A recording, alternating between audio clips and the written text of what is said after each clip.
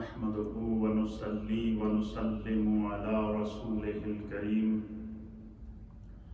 أما بعد فأعوذ بالله من الشيطان الرجيم بسم الله الرحمن الرحيم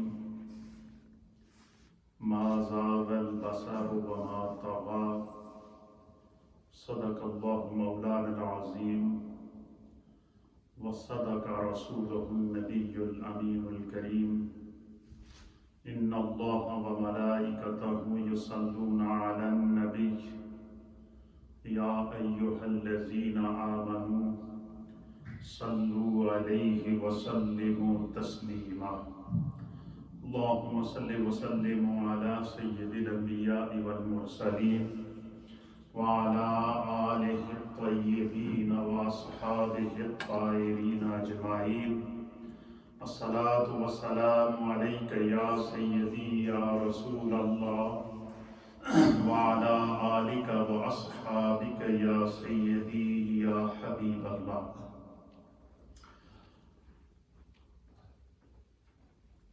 حضرات محترم، جمعۃ المبارک کا بابرکت دن ہے اور آپ تمام احباب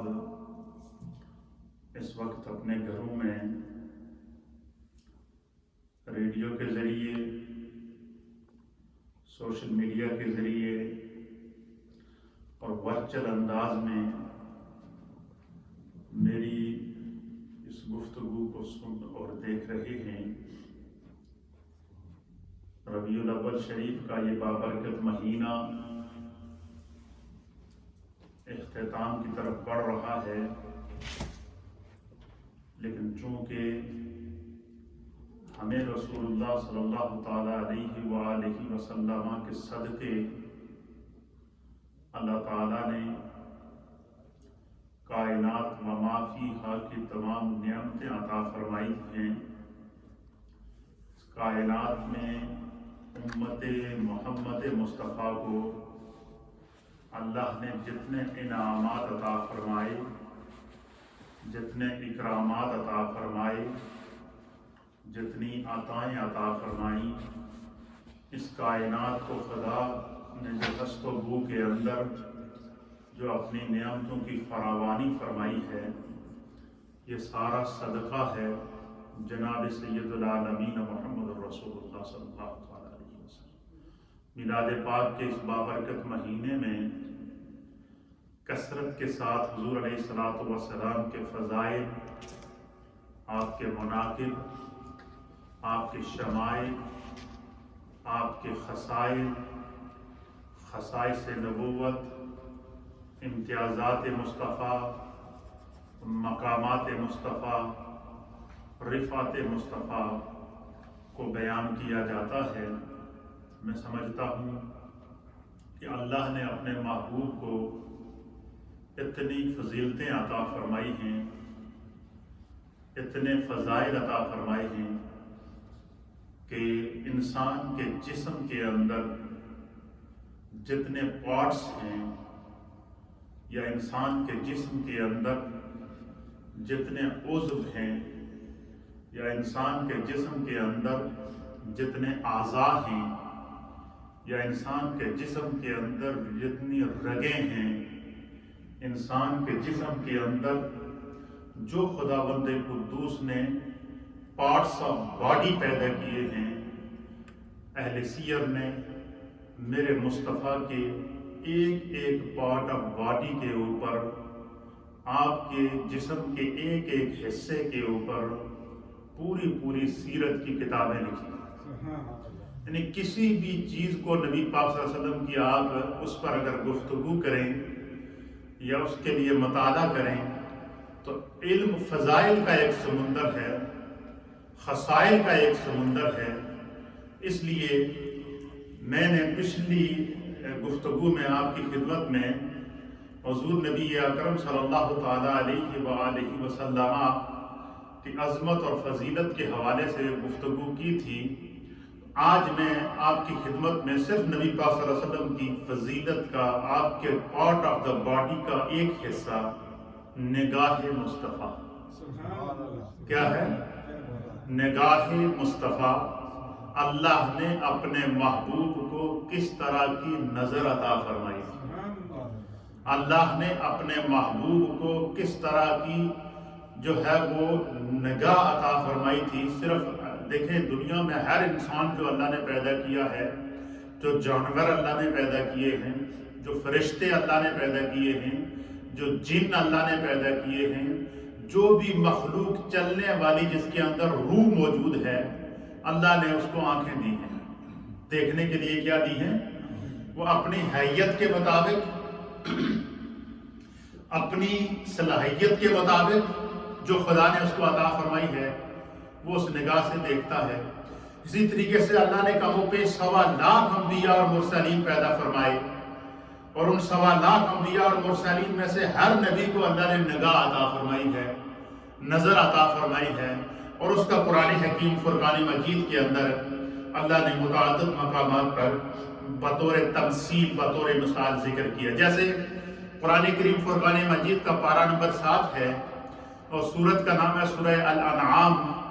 اس کی آیت نمبر ہے 75، آیت نمبر 75۔ ہاں، اس میں اللہ تعالیٰ نے حضرت سیدنا ابراہیم علیہ نبینا علیہ السلام کو جو اللہ نے نگاہ عطا فرمائی تھی، جو نظر عطا فرمائی تھی، اس کا ذکر کیا۔ اللہ فرماتا ہے وَكَذَلِكَ نُرِي إِبْرَاهِيمَ مَلَكُوتَ السَّمَاوَاتِ وَالْأَرْضِ وَلِيَكُونَ مِنَ الْمُوقِنِينَ۔ اللہ فرماتا ہے کہ اسی طرح ہم نے ابراہیم علیہ السلام کو آسمانوں اور زمینوں کے اندر جو بھی شے موجود تھی، جو بھی اللہ نے آسمانوں اور زمینوں میں پیدا کی تھی، اللہ فرماتا ہے کہ ہم نے ابراہیم علیہ السلام کو وہ عطا فرمائی ہے، اور ابراہیم علیہ السلام زمین پر بیٹھ کے 7 آسمانوں اور 7 زمینوں کا نظارہ کر لیتے تھے۔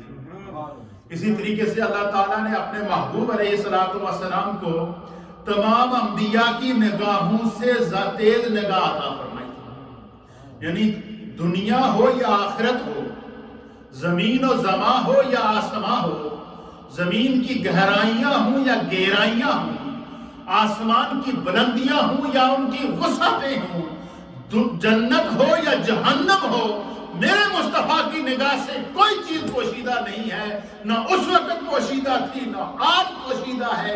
ہمارا ایمان یہ کہتا ہے کہ مصطفیٰ اپنی قبر انور کے اندر، اپنے مزار پر انوار کے اندر، گنبد خضرا کے اندر بیٹھ کر اس وقت بھی اپنی پوری کائنات کو دیکھ رہے ہیں، مشاہدہ کر رہے ہیں۔ اس کی مثال چند احادیث کی صورت میں آپ کی خدمت میں پیش کروں گا۔ جیسے اللہ کے حبیب علیہ السلام کی حدیث ہے، حضور نے فرمایا کہ میرا کوئی بھی امتی، چاہے اس کا تعلق مشرق سے ہو یا اس کا تعلق مغرب سے ہو، چاہے اس کا تعلق شمال سے ہو یا اس کا تعلق جنوب سے ہو۔ مشرق، مغرب، شمال اور جنوب کہتے ہیں east, west, north and south, یعنی زمین کو اللہ نے 4 حصوں میں تقسیم کیا ہے۔ اللہ کے حبیب فرماتے ہیں زمین کے 4 حصوں میں کہیں بھی کوئی میرا امتی روئے زمین کے اوپر جب مجھ مصطفیٰ پر درود بھیجتا ہے، حضور فرماتے ہیں اللہ میری روح کو اس کی طرف متوجہ کر لیتا ہے، میں اس کو دیکھتا بھی ہوں اور اس کے درود کو سنتا بھی ہوں اور اس کے سلام کا جواب بھی دیتا ہوں۔ یہ تو میرے مصطفیٰ کی وہ نگاہ ہے جس کا آپ اظہار کر رہے ہیں، اور ہمارا ایمان ہے کہ حضور آج بھی ہمیں دیکھ رہے ہیں۔ دوسری چیز، اللہ کے حبیب علیہ السلام نے ارشاد فرمایا، حدیث کے اندر آتا ہے کہ نبی اکرم صلی اللہ تعالی علیہ وسلم کو اللہ تعالیٰ نے بہت ساری برکات اور عظمتیں عطا فرمائی تھی۔ حدیث پاک کے اندر آتا ہے، اس حدیث کو المعجم الاوسط کے اندر نقل کیا گیا ہے، معجم الصغیر کے اندر بھی ہے، اور دیگر محدثین نے اس کو نقل کیا ہے کہ نبی اکرم صلی اللہ تعالی علیہ وسلم نے فرمایا کہ میں وہ دیکھتا ہوں جو تم نہیں دیکھ سکتے۔ اس میں ان لوگوں کے لیے سبق ہے جو کہتے ہیں نعوذ باللہ من ذالک کہ نبی ہمارا طرح ہے، نبی کو بھی اللہ نے آنکھیں دی تھی، ہمیں بھی اللہ نے آنکھیں دی ہے، لیکن نبی کی آنکھ کیا تھی؟ میرے مصطفیٰ کی آنکھ یہ تھی کہ مصطفیٰ اگر اس آنکھ سے زمین کے اوپر نظر دوڑائے تو آپ کی نظر تخت الثری، ساتوں زمینوں سے نیچے چلی جاتی، اور میرے مصطفیٰ اگر اسی نگاہ کو آسمان کی طرف اٹھائے تو ساتوں آسمانوں سے اوپر چلی جاتی تھی، سدرہ سے بھی اوپر چلی جاتی تھی، بغیر حجاب کے میرے مصطفیٰ پھر اپنے رب کا دیدار کرتے، اور جس وقت اپنے رب کا دیدار کیا، اللہ کے حسن مطلق کو جب دیکھا اور اللہ کے حسن مطلق کے اندر گم ہو گئے، تو پھر میرے مصطفیٰ کے اس نظارے کو، جو اللہ کے حسن مطلق کا نظارہ میرے مصطفیٰ کر رہے تھے، اس کو خود میرا رب سورہ النجم کے اندر ارشاد فرماتا ہے کہ جب میرا محبوب اپنے رب کا دیدار کر رہا تھا، جب میرا محبوب، اب اللہ تعالیٰ کا وہ ذاتی حسن ہے، اللہ کا حسن ذاتی ہے، اللہ کا حسن قدیم ہے، اللہ اپنے حسن کا خود مالک ہے، دنیا میں کوئی ایسی چیز ہے ہی نہیں کہ اللہ کے حسن سے اس کی مثال دی جا سکے۔ اللہ کے حسن کے انوار کا مظہر اگر ہم دنیا میں کوئی پیش کر سکتے ہیں کہ جس کو خداوند قدوس کے حسن سے حصہ وافر اللہ نے عطا فرمایا ہے، یا جس کو خدا نے اپنے حسن کے رنگ میں رنگا ہے، یا جس کو خدا نے اپنے نور کے انوار کے اندر رنگ دیا ہے، وہ ایک ہی ذات ہے جس کا نام ذات مصطفیٰ ہے، جس کے بارے میں خود رب فرماتا ہے وَالضُّحَىٰ، اے محبوب آپ کے چہرہ انور کی قسم۔ تو حضور علیہ السلام جب اپنے رب کو دیکھ رہے تھے تو حضور آنکھ ایک ایک لمحے کے بعد جھپکتی ہے، کبھی بند ہوتی ہے، کبھی کھلتی ہے، تو یہ اللہ فرماتا ہے کہ میرے محبوب جب میرے حسن کے دیدار میں گم ہو گئے، اللہ کے حسن مطلق کے دیدار میں گم ہو گئے، ما زاغ البصر وما طغى، مصطفیٰ کی نگاہ ٹھہر گئی، اس نے جھبکنا چھوڑ دیا، وہ اللہ کے حسن مطلق کے اندر کھو گئی۔ تو یہ اللہ تعالیٰ یہاں پر بھی نگاہ مصطفیٰ کا ذکر کر رہا ہے۔ تو نگاہ مصطفیٰ وہ ہے کہ جو براہ راست اپنے رب کے حسن مطلق کا دیدار کر سکتی ہے، ورنہ اللہ کے انوار کا عالم یہ ہے کہ اللہ خود قرآن میں بیان فرماتا ہے کہ جب حضرت موسیٰ علیہ نبینا علیہ السلام نے خواہش ظاہر کی کہ رب ارنی، اے مولا، اے میرے رب، میں تمہارا دیدار کرنا چاہتا ہوں، تمہیں دیکھنا چاہتا ہوں، اللہ نے فرمایا لن ترانی، اے موسیٰ مجھے دکھانے میں کوئی اعتراض نہیں ہے، لیکن تیری آنکھ میں وہ طاقت، وہ سکت، وہ ہمت نہیں ہے جو میرے جلوے کو برداشت کر سکے۔ لاڈلے پیغمبر تھے، ضد کی، پھر اللہ نے فرمایا کہ انظر الی الجبل، پھر اس پہاڑ کی طرف دیکھو، اور اس پہاڑ پر اللہ نے اپنی ادنا سی تجلی ڈالی، فخر موسیٰ صاعقہ، موسیٰ علیہ السلام قرآن کہتا ہے بے ہوش ہو گئے، جلوہ برداشت نہیں کر سکے۔ اب نگاہ موسیٰ کے بارے میں اللہ فرماتا ہے کہ وہ اللہ کے حسن مطلق کا جلوہ برداشت نہیں کر سکے، اور ادھر نگاہ مصطفیٰ کے بارے میں اللہ فرماتا ہے کہ جب میرا محبوب اپنے رب کے حسن مطلق کے جلوے میں کھو گیا تو ما زاغ البصر وما طغى، مصطفیٰ کی آنکھ ٹھہر گئی، صرف اپنے رب کو دیکھ رہی تھی، صرف اپنے رب کو دیکھ رہی تھی۔ اور ادھر حضور علیہ السلام فرماتے ہیں، سرکار فرماتے ہیں کہ میں وہ دیکھتا ہوں جو تم نہیں دیکھتے، پھر سرکار نے فرمایا میں وہ سنتا ہوں جو تم نہیں سنتے۔ پتہ چلا مصطفیٰ کی نگاہ جیسی نہ کسی کی نگاہ ہے، مصطفیٰ کی سماعت جیسی نہ کسی کی سماعت ہے، مصطفیٰ کے جسم جیسا نہ کسی کا جسم ہے، مصطفیٰ کے اقوال جیسے نہ کسی کے اقوال ہیں، مصطفیٰ کی مقام جیسا نہ کسی کا مقام ہے۔ اللہ نے اپنے محبوب کو منفرد پیدا کیا تھا، کیوں؟ خود رب فرماتا ہے کہ میں نے اپنے محبوب کے اوپر اپنی نعمتوں کو تمام کر دیا، اپنے انعامات کو مکمل کر دیا۔ الیوم اکملت لکم دینکم وَأَتْمَمْتُ عَلَيْكُمْ نِعْمَتِي وَرَضِيتُ لَكُمُ الْإِسْلَامَ دِينًا کہ آج کے دن اللہ نے دین کو مکمل کر دیا اور اپنی نعمتوں کو ذات مصطفیٰ پر تمام کر دیا. تو گویا کہ اللہ تعالیٰ نے جب دین، جس ذات پر خدا نے وہ دین مکمل کرنا تھا، جس دین نے قیامت تک رہنا تھا، جس ذات کو اللہ تعالیٰ نے اس کائنات کو قیامت تک آنے والی ہر وہ نعمت، یعنی کہ قیامت تک زمانہ جتنی ترقی کرے گا، کیا کرے گا؟ اللہ کہتا ہے وہ میں نے محبوب کو پہلے عطا کر دی. قیامت تک زمانہ جتنی ریسرچ کرے گا، اس آیت کا مفہوم یہ ہے کہ وہ ریسرچ جو زمانہ قیامت تک کرے گا، فرمایا اللہ نے پہلے ہی مصطفیٰ کو وہ عطا کر دی. اب قیامت تک زمانہ جتنی ریسرچ کرے گا یہ علم مصطفیٰ کی خیرات اس کو ملے گی. اب قیامت تک زمانہ جتنا عروج پائے گا یہ عروج مصطفیٰ کا صدقہ اس کو ملے گا. اب قیامت تک زمانہ جتنی ترقی کرے گا یہ ترقی مصطفیٰ سے اس کو جو ہے وہ حصہ وافر اللہ تعالیٰ عطا فرمائے گا. تو حضور فرماتے ہیں حدیث پاک کے اندر حضور نے فرمایا کہ مجھے خدا نے وہ نگاہ عطا فرمائی ہے جو میں دیکھتا ہوں وہ تم نہیں دیکھ سکتے. پتہ چلا مصطفیٰ کی مثل کوئی کائنات میں نہیں ہے. پھر سرکار دو عالم صلی اللہ علیہ وسلم نے فرمایا میں وہ سنتا ہوں جو تم نہیں سن سکتے. پتہ چلا مصطفیٰ کی سماعت سے جو ہے وہ بڑی کسی کی سماعت نہیں ہے. پھر حضور علیہ الصلوۃ والسلام نے فرمایا کہ میں اس وقت جو دیکھ اور سن رہا ہوں وہ تمہیں بتاؤں. صحابہ نے عرض کیا کہ یا رسول اللہ بتائیں. حضور نے فرمایا کہ میں نے ابھی آسمان کی طرف نگاہ اٹھا کر دیکھا. کیا کیا؟ آسمان کی طرف نگاہ اٹھا کر دیکھا تو میں نے دیکھا کہ آسمان چرچرا رہا ہے. آسمان کے چرچرانے کی آواز، جس طریقے سے آپ نے دیکھا ہوگا کہ جو لکڑی کا بہت بڑا جو دروازہ ہوتا ہے تو اس بڑے گیٹ کو جب آپ کھولیں تو ایک آواز سی آتی ہے. اس طریقے سے حضور فرماتے ہیں کہ جب میں نے آسمان کی طرف نگاہ اٹھا کر دیکھی تو میں نے کیا دیکھا کہ آسمان چرچرا رہا ہے اور اسے حق ہے کہ وہ چرچرائے. کیوں؟ چرچرانے کا معنی ہے کہ اس کا مطلب ہے کہ آسمان کے اوپر کوئی اللہ کی مخلوق موجود ہے جس کی وجہ سے وہ چرچرا رہا ہے. فرمایا اسے حق ہے. کیوں؟ حضور علیہ السلام نے فرمایا کہ آسمانوں میں جو چیز اس وقت میں دیکھ رہا ہوں وہ تمہیں بتاؤں. صحابہ نے عرض کیا یا رسول اللہ بتائیے. حضور نے فرمایا کہ آسمانوں میں ایک قدم رکھنے کی جگہ بھی نہیں ہے کہ جہاں اس وقت اللہ کا کوئی نہ کوئی فرشتہ سجدہ نہ کر رہا.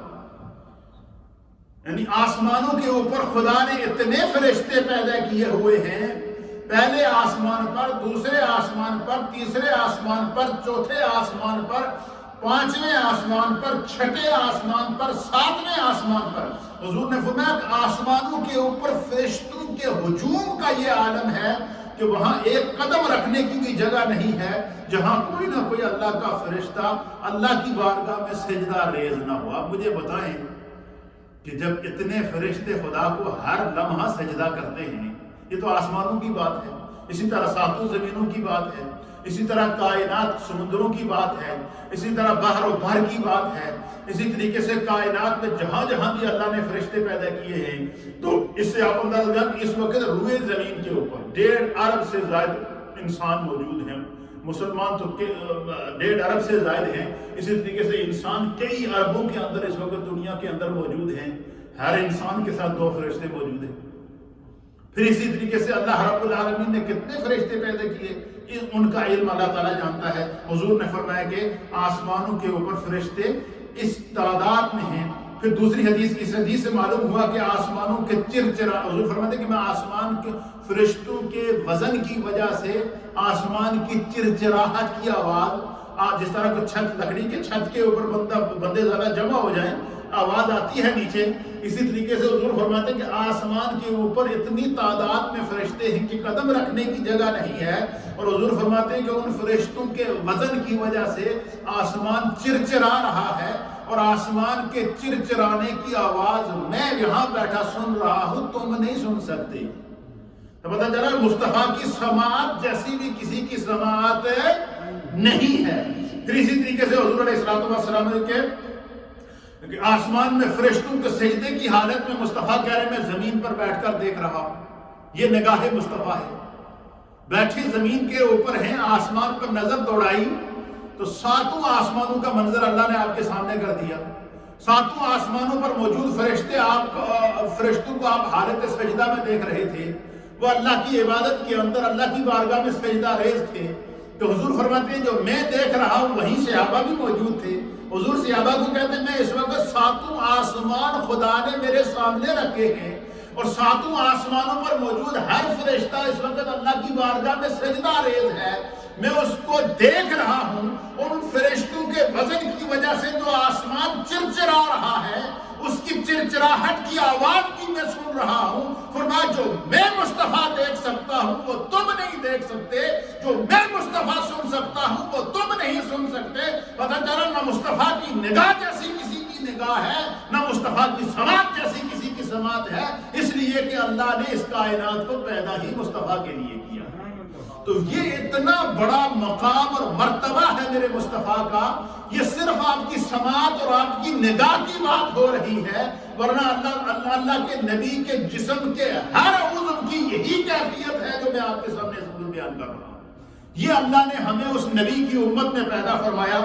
ہمیں اس محبوب کا لاکھ لاکھ شکر ادا کرنا چاہیے. پھر اسی طریقے سے نبی اکرم صلی اللہ تعالیٰ علیہ وسلم نے فرمایا کہ اللہ تعالیٰ نے حضور علیہ السلام کو اونٹ، بھیڑیے، ہرن اور دیگر جانوروں سے حضور علیہ السلام سے کلام کیا. اب یہ دیکھیے سماعت مصطفیٰ دیکھیے.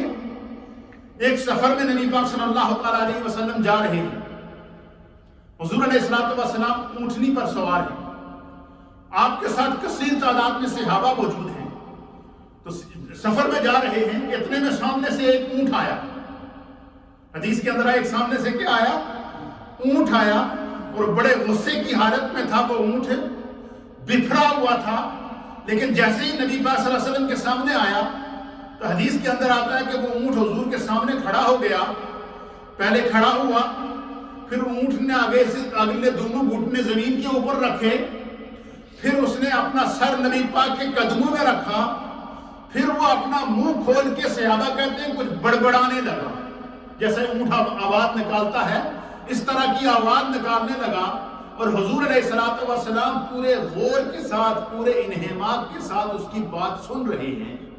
صحابہ اکرام کہتے ہیں کہ ہم حیران تھے، عجیب و غریب منظر تھا.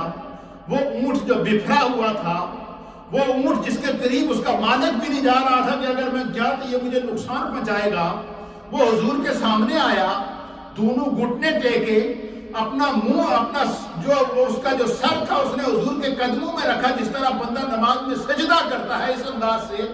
پھر وہ حضور کی طرف متوجہ ہوا اور وہ بڑبڑانے لگا. حضور علیہ السلام بڑے غور سے اس کی بات سننے لگے اور سنتے سنتے میرے مصطفیٰ نے جب وہ اپنی بڑبڑاہٹ اس نے ختم کی تو حضور علیہ السلام نے صحابہ سے فرمایا کہ پتہ کرو اس اونٹ کا مالک کون ہے. کیا فرمایا؟ کہ پتہ کرو اس اونٹ کا مالک کون ہے. تو پتہ چلا جی کہ ایک شخص سامنے آیا، اس نے کہا یا رسول اللہ میں اس کا مالک ہوں. تو حضور نے فرمایا کہ اس اونٹ نے تمہارے معاملے میں مجھ سے شکایت کی ہے. کیا کی ہے؟ شکایت یہ کی ہے، اس نے کہا کہ یا رسول اللہ میرا مالک مجھ سے دن رات کام لیتا ہے لیکن مجھے کھانے پینے کے لیے کچھ نہیں دیتا. میں بھوکا رہتا ہوں، میں کئی مہینوں سے بھوکا ہوں. تو میرا مالک جو ہے وہ حضور علیہ السلام نے اس کو کہا کہ اس اونٹ نے میرے سامنے تمہاری شکایت کی ہے کہ تم اس سے کام لیتے ہو اور اس کو کھانے پینے کے لیے کچھ نہیں دیتے. تو حضور نے فرمایا کہ جانوروں کے معاملے میں خدا سے ڈرا کرو، یہ اللہ کی مخلوق ہیں، ان پر رحم کیا کرو، ان پر شفقت کیا کرو، ان سے تم فائدے حاصل کرتے ہو، خدا نے یہ تمہارے فائدے کے لیے پیدا کیے ہیں. اب دیکھیں محفل وہی ہے.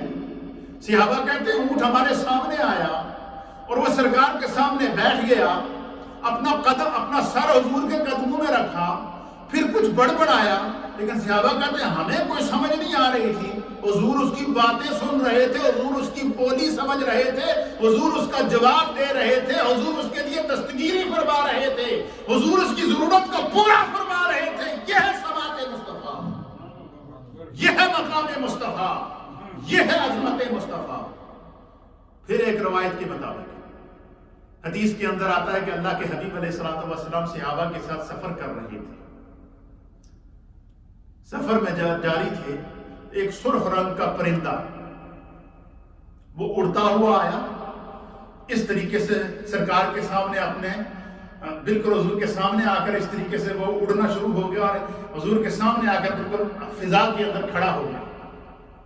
جب کھڑا ہوا اور اس نے آواز نکالی، صحابہ کہتے ہیں اس پرندے نے کیا کی؟ آواز نکالی، جس طرح کے پرندوں کی آواز ہوتی ہے۔ تو جیسے ہی اس نے آواز نکالی، حضور علیہ السلام نے قافلہ روک دیا۔ سرکار دو عالم صلی اللہ علیہ وسلم نے کیا کر دیا؟ قافلہ روک دیا۔ اور جب قافلہ روکا تو حضور نے فرمایا کہ اس پرندے نے مجھ سے یہ شکایت کی ہے کہ یا رسول اللہ، فلاں جگہ میں نے بچے دیے ہوئے تھے، میرے چھوٹے چھوٹے بچے تھے، آپ کے قافلے میں سے کسی شخص نے میرے گھونسلے سے میرے بچے اٹھا لیے ہیں، چھوٹے بچے ہیں، میں تو ابھی ان کی پرورش کر رہا ہوں، اسی بندے نے ان کو اٹھایا ہے، اس لیے میں آپ کے سامنے آیا ہوں، میرے بچے مجھے دلوا دیجیے۔ اللہ اکبر! یہ بات کس نے کہی؟ اس پرندے نے کہی۔ اور کس کی بارگاہ میں کہی؟ مصطفیٰ کی بارگاہ میں کہی۔ صحابہ کہتے ہیں کہ ہمارا جمع غفیر موجود تھا، سفر میں کثیر تعداد میں سرکار کے سامنے تھے، پرندہ اور سرکار آپس میں باتیں کر رہے تھے، اس پرندے کی بولی یا مصطفیٰ سمجھ رہے تھے یا وہ پرندہ سمجھ رہا تھا، ہماری سمجھ میں کچھ نہیں آ رہی تھی۔ یہ ہے مقام مصطفیٰ، یہ ہے سماعت مصطفیٰ، یہ ہے میرے مصطفیٰ کا فہم، یہ ہے میرے کیوں کہ اللہ نے فرمایا کہ محبوب آپ فرما دیے کہ انی رسول اللہ الیکم جمیعا، میں کائنات کی ہر شے کے لیے رسول بن کر آیا ہوں، میں پتھروں کے لیے بھی رسول ہوں، میں زمینوں کے لیے بھی رسول ہوں، میں آسمانوں کے لیے بھی رسول ہوں، میں دریاؤں کے لیے بھی رسول ہوں، میں سمندروں کے لیے بھی رسول ہوں، میں بحر و بر کے لیے رسول ہوں، میں جن و انس کے لیے رسول ہوں، میں حیوانات و جمادات کے لیے رسول ہوں، میں نباتات کے لیے رسول ہوں، میں کائنات کی ہر شے کے لیے اللہ کا رسول بن کر آیا ہوں۔ تو فرمایا کہ جب حضور کائنات کی ہر شے کے رسول ہیں تو کائنات کی ہر شے پہچانتی تھی کہ یہ میرے رسول ہیں۔ اسی طریقے سے مولا کائنات تاجدار حق عطا حضرت علی المرتضی کرم اللہ وجہہ الکریم، آپ فرماتے ہیں کہ میں ایک سفر میں حضور علیہ السلام کے ساتھ تھا، تو ہم ایک جنگل سے گزر رہے تھے، پہاڑی علاقہ تھا۔ حضرت مولا کائنات کہتے ہیں کہ میں نے دیکھا کہ اس جنگل سے کثیر تعداد کے اندر حضور علیہ السلام پر درود و سلام پڑھنے کی آوازیں آ رہی تھی۔ کیا آ رہی تھی؟ درود و سلام پڑھنے کی آوازیں آ رہی تھی، اور یہ پتہ چل رہا تھا کہ کوئی بہت بڑا مجمع ہے جو حضور پر درود پڑھ رہا ہے۔ تو حضرت علی کہتے ہیں کہ مجھے حیرت ہوئی، میں نے دائیں دیکھا، میں نے بائیں دیکھا، میں نے آگے دیکھا، میں نے پیچھے دیکھا، آواز تو آ رہی ہے لیکن آواز دینے والا نظر نہیں آ رہا ہے، درود کی آواز تو میں سن رہا ہوں لیکن درود پڑھنے والا نظر نہیں آ رہا ہے۔ کہتے ہیں کہ میں نے عرض کیا یا رسول اللہ، یا حبیب اللہ، مکہ کی ان وادیوں کے اندر، ان پہاڑوں کے اندر، ان جنگلوں کے اندر، ان ویرانوں کے اندر، ان سنگلاخ پتھروں کے اندر، ان فلک پوش پہاڑوں کے دامن کے اندر، ان پہاڑوں میں کون آپ کا عاشق ہے جو اتنی محبت سے آپ پر درود و سلام پڑھ رہا ہے؟ ہمیں آواز تو آ رہی ہے لیکن وہ پڑھنے والا نظر نہیں آ رہا ہے، یا رسول اللہ کون ہے؟ تو حضور نے فرمایا کہ علی، وہ سامنے پہاڑ نظر آ رہا ہے تجھے؟ عرض کیا یا رسول اللہ ہاں۔ حضور نے فرمایا اس پہاڑ کا نام ہے جمدان۔ کیا نام ہے؟ فرمایا یہ جمدان پہاڑ مجھ سے محبت کرتا ہے، میں جب بھی یہاں سے گزرتا ہوں یہ مجھ پر درود پڑتا ہے۔ اب آپ اندازہ لگائیں کہ وہ رسول جس کے اوپر پتھر بھی درود پڑھیں، وہ رسول جس کے اوپر زمین کے ذرے بھی درود و سلام پڑھیں، وہ رسول جس کو درخت بھی درود و سلام پڑھیں، وہ رسول جس کا ذکر سمندر کے اندر مچھلیاں کریں، وہ رسول جس کا ذکر جانور کریں، وہ رسول جس کا ذکر چرند کریں، وہ رسول جس کا ذکر پرند کریں، وہ رسول جس کا ذکر حشور و طیور کریں، اس کا ذکر اسی کے بارے میں تو اللہ فرماتا ہے وَمَا اللہ فرماتا ہے کہ وما ارسلناک الا رحمتا للعالمین، کہ اس رسول کو میں نے پوری کائنات کے لیے رحمت بنا کر بھیجا ہے۔ پھر وہ رسول جسے اللہ تعالیٰ نے کہا، تو یہ حضور علیہ الصلوۃ والسلام کا مقام اور مرتبہ ہے۔ پھر اسی طریقے سے نبی اکرم صلی اللہ تعالیٰ علیہ وسلم کی یہ سماعت، یہ آپ کی نگاہ کا عالم تھا، اور حضور علیہ الصلوۃ والسلام اپنے سامنے ہر چیز کو اس طریقے سے دیکھتے تھے۔ پھر حضور علیہ الصلوۃ والسلام نماز پڑھا رہے، اب دیکھیے نگاہ مصطفیٰ، نماز پڑھانے کے بعد سرکار دو عالم صلی اللہ علیہ وسلم نے سلام پھیرا، سلام پھیرنے کے بعد آپ نے صحابہ سے مخاطب ہو کر کہا کہ حضور علیہ السلام نے فرمایا کہ تم میں سے کچھ لوگ، یہ ہم سب کے لیے اس میں سبق ہے کہ کچھ لوگ بہت زیادہ جلدی میں ہوتے ہیں، ان کی کوشش ہوتی ہے کہ میں امام سے پہلے رکوع کر لوں، امام سے پہلے سجدہ کر لوں، امام سے پہلے جناب علیہ السلام پھیر لوں، بس وہ دوڑ لگی ہوتی ہے۔ حضور علیہ الصلوۃ والسلام نے فرمایا، سرکار نے فرمایا کہ جو ہے وہ سرکار نے سلام پھیر کر کہا، حضور نے فرمایا کہ تم میں سے بعض لوگ وہ ہیں جو مجھ سے پہلے رکوع کر لیتے ہیں اور مجھ سے پہلے سجدے میں چلے جاتے ہیں، اور تم جو ہے وہ مجھ سے پہلے رکوع اور سجدہ نہ کیا کرو۔ حضور نے فرمایا میں جس طرح اپنے سامنے دیکھتا ہوں اس طرح اپنے پیچھے بھی دیکھتا ہوں، نہ تمہارا رکوع مجھ سے پوشیدہ ہے نہ تمہارا سجدہ مجھ سے پوشیدہ ہے۔ پھر اسی طریقے سے حدیث پاک امام بخاری نے اس کو کتاب الکسوف کے اندر نقل فرمایا ہے کہ ایک دفعہ مدینہ طیبہ کے اندر سورج کو گرن لگ گیا۔ کیا ہو گیا؟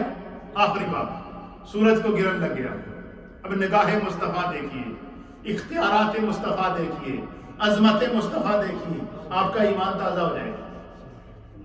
حضور فرماتے سورج کو گرن لگا تو سرکار دو عالم صلی اللہ تعالیٰ علیہ وسلم فرماتے ہیں حضور اٹھے ایک دم جلدی جلدی، آپ نے اپنی چادر مبارک اپنے کندھے پہ رکھی، آپ آئے، صحابہ کو بلایا، صحابہ آ گئے، اور حضور علیہ الصلوۃ والسلام نے صلاۃ الکسوف پڑھائی، سورج گرن کی جو نماز ہے وہ کیا کی؟ حضور نے پڑھائی، اور آپ لمبا قیام کیا۔ جس کے اندر آتا ہے کہ سرکار نے لمبا قیام کیا، اور قیام کے دوران حضور محراب میں کھڑے تھے تو حضور تھوڑا سا آگے بڑھے، آپ نے ہاتھ آگے بڑھایا، اس طرح ہاتھ آگے بڑھا کر پھر ہاتھ کو پیچھے کھینچ لیا، پھر آپ نے نماز کو کیا کیا؟ کمپلیٹ کیا، مکمل کیا۔ اب صحابہ اکرام نے نماز کے بعد پوچھا کہ یا رسول اللہ بڑا عجیب منظر ہم نے دیکھا ہے، ہم تو ہر وقت آپ کے پیچھے نماز پڑھتے ہیں، یہ منظر ہم نے نہیں دیکھا کہ آپ نماز کے دوران آپ نے ہاتھ آگے کیا، پھر ہاتھ کو کھینچ لیا، کافی دیر آپ جو ہے وہ ہاتھ کو آگے کر کے کچھ سوچتے رہے، کچھ کہتے رہے، یہ کیا منظر تھا؟ یہ منظر ہم نے اس سے پہلے نہیں دیکھا۔ حضور نے فرمایا کہ آپ کو نماز پڑھاتے پڑھاتے میری نظر جنت پر پڑ گئی، نگاہ مصطفیٰ دیکھی۔ کیا فرمایا؟ کہ تمہیں نماز پڑھاتے پڑھاتے نگاہ مصطفیٰ دیکھیے۔ اللہ اکبر، زمین پر نظر دوڑائیں تو تحت الثری تک میرے مصطفیٰ کی نظر جائے، آسمان پر نظر اٹھائیں ساتوں آسمانوں سے اوپر چلی جائے۔ مسجد نبوی میں کھڑے ہیں، حضور فرماتے ہیں تمہیں نماز پڑھاتے پڑھاتے میری نظر جنت پر پڑ گئی تھی۔ قربان جائے نگاہ مصطفیٰ پر کہ جس کے سامنے جنت بھی اپنی نعمتیں پھیلائے ہوئے، دعوت پھیلائے ہوئے کھڑی تھی۔ حضور فرماتے ہیں کہ میں نے جنت کو اپنے سامنے دیکھا تو میں نے جنت میں دیکھا کہ بڑے خوبصورت انگور ہیں، انگور کا باغ ہے۔ کیا ہے؟ انگور کا باغ ہے، بڑا تر و تازہ انگور ہیں، بڑے پیارے انگور کے خوشے لٹک رہے ہیں۔ تو سرکار فرماتے ہیں کہ میں نے ہاتھ آگے بڑھایا کہ ایک خوشہ جنت سے انگوروں کا توڑ کر آج تمہاری دعوت جنت کے میوے سے کروں، آج تمہیں جنت کا فروٹ کھلاؤں۔ تو جیسے ہی میں نے میرا ہاتھ جب اس خوشے تک پہنچا، پھر سرکار فرماتے ہیں کہ مجھے خیال آیا یہ نعمت تو میرے اللہ نے میری امت کے لیے جنت کے لیے رکھی ہے، تو میں جنت سے پہلے کیوں لے کر آؤں؟ اس لیے میری امت جنت میں ہی جا کر اس کا مزہ لے۔ تو کہتے ہیں میں نے ہاتھ کو واپس کھینچ لیا۔ اب یہ دیکھیں، یہ ہے نگاہ مصطفیٰ۔ اسی طریقے سے بخاری شریف کی حدیث کے اندر آتا ہے، حضرت ابو ہریرہ کہتے ہیں کہ سرکار دو عالم صلی اللہ علیہ وسلم کے ساتھ سفر میں تھے تو ہمارا گزر ایک قبرستان سے ہوا۔ کہاں سے ہوا؟ قبرستان سے ہوا۔ تو آپ فرماتے ہیں کہ ہم نے دیکھا کہ سرکار دو عالم صلی اللہ علیہ وسلم اس قبرستان پر کھڑے ہو گئے اور کافی دیر تک حضور اس قبرستان پر کھڑے ہو کر کچھ پڑھتے رہے، دعا مانگتے رہے، استغفار کرتے رہے۔ پھر اللہ کے حبیب علیہ الصلوۃ والسلام نے اس قبرستان کے قریب ایک درخت تھا، اس درخت سے اس کی شاخ، ہری بھری شاخ کو توڑنے کے بعد اس شاخ کو دو حصوں میں تقسیم کیا اور ان دو شاخوں کو ان دو قبروں کے اوپر لگا دیا۔ کیا کر دیا؟ ان قبروں کے اوپر گاڑ دیا، قبروں پر ان دو شاخوں کو لگا دیا۔ پھر جب دعا مانگ کر پھر حضور جب چل دیے، صحابہ کہتے ہیں کہ ہم نے عرض کیا یا رسول اللہ کیا منظر تھا کہ آپ جاتے جاتے اس قبرستان پر رک گئے اور کافی دیر تک آپ ان دو قبروں کے پاس کھڑے ہوئے اور کچھ پڑھتے رہے، اور پھر آپ نے ان دو قبروں کے اوپر دو درخت کی شاخیں بھی لگائی ہیں، اس میں کیا ہے؟ حضور علیہ الصلوۃ والسلام نے فرمایا کہ میں یہاں سے گزر رہا تھا، میری نظر ان قبر کے اندر موجود مردوں کے اوپر پڑی۔ ان قبر میں جو لوگ موجود، یہ جو دو لوگ موجود ہیں، جب میری ان کے اوپر پڑی تو تھے یہ مومن، تھے ہمارے امتی۔ تو حضور نے فرمایا کہ یہ میرے امتی تھے، مومن تھے۔ تو میں نے جب ان کی قبروں کو غور سے دیکھا تو میں نے دیکھا کہ ان کو قبر کے اندر عذاب ہو رہا ہے، ان کی قبریں جہنم کا گڑھا بنی ہوئی ہیں، ان کی قبروں سے جہنم کی آگ کے شعلے نکل رہے ہیں۔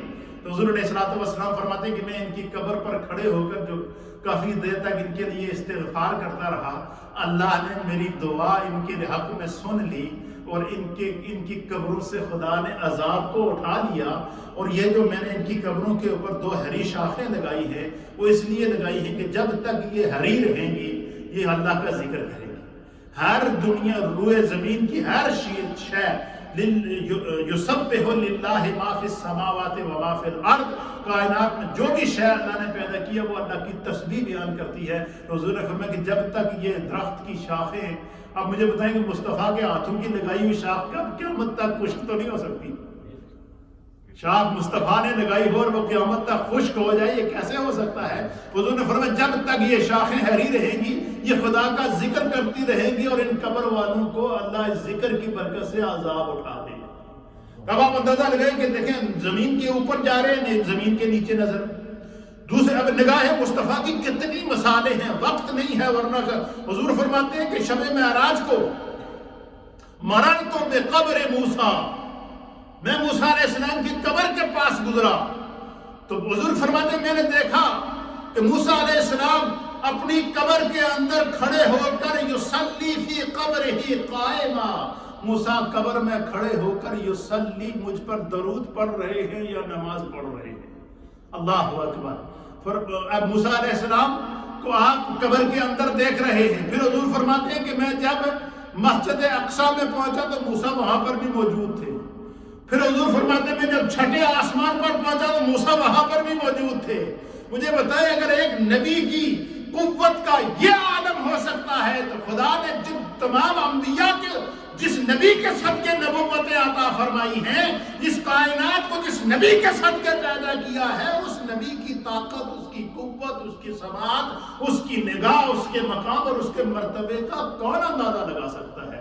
ہم جو تذکرہ مصطفیٰ کرتے ہیں، ہم جو مقام مصطفیٰ بیان کرتے ہیں، یہ صرف اس لیے بیان کرتے ہیں کہ ہماری بخشش ہو جائے، ورنہ حضور کے فضائل اتنے ہیں، مناقب اتنی ہیں، عظمتیں اتنی ہیں کہ کائنات، میں نے پچھلے جمعے میں آپ کی خدمت میں پیش کیا تھا کہ علماء اور محدثین لکھتے ہیں کہ اگر پوری کائنات زمین کے اوپر جتنے سمندر ہیں یہ سیاہی بن جائیں اور روئے زمین پر موجود جتنے درخت ہیں یہ قلم بن جائیں، فرمایا سمندر خشک ہو جائیں گے، درخت ختم ہو جائیں گے، مصطفیٰ کی ثنا ختم نہیں ہوگی، مصطفیٰ کی تعریف ختم نہیں ہوگی، مصطفیٰ کے فضائل اور مناقب ختم نہیں ہوں گے۔ اللہ تعالی ہمیں عظمت مصطفیٰ کو سمجھنے کی توفیق عطا فرمائے۔